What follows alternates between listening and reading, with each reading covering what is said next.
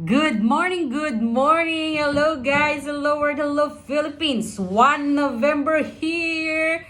Ayan guys, meron po akong i-feature sa inyo ang ating Glock 17 Gen 4. Ayan po guys.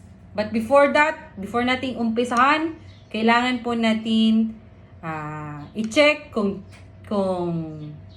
loaded ba siya or empty ang ating baril para sa safety purposes po natin. Ayan guys. Sa Latin natin, visualize, chamber empty, magazine empty.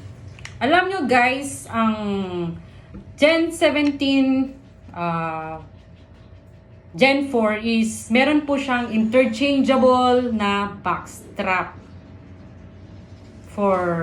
Pwede itong palitan guys para ma-accommodate nyo po yung hand sizes pa natin, yung iba't ibang sizes for the better grip, better fit po ng ating kamay dito sa baril na ito. Alam nyo guys, ang Gen 17 meron po itong dual recoil spring.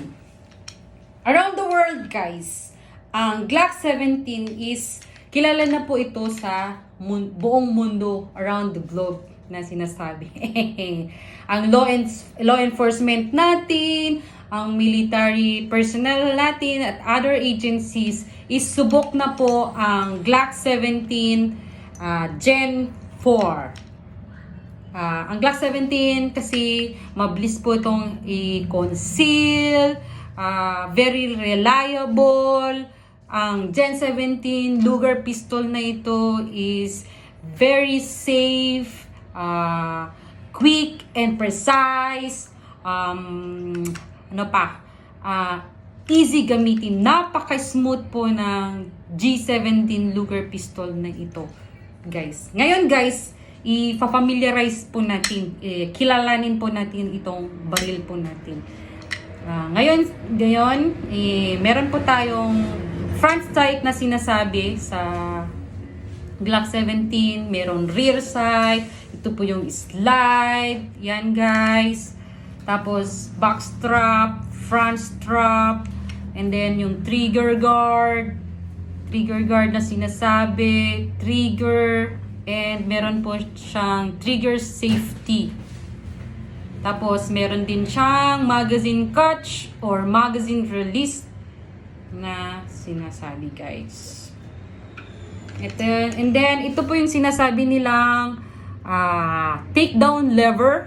Ito po guys, ito po yung ejection port kung saan lumalabas po yung empty shells once na pinutok po natin. Tapos extractor guys, ayan. Ito po yung frame para kung gusto natin lagyan ng flashlight itong baril natin, dyan po natin ilalagay. Okay guys, for today's video, yan po muna. Sana may natutunan po kayo. Maraming salamat po. God bless. Good morning.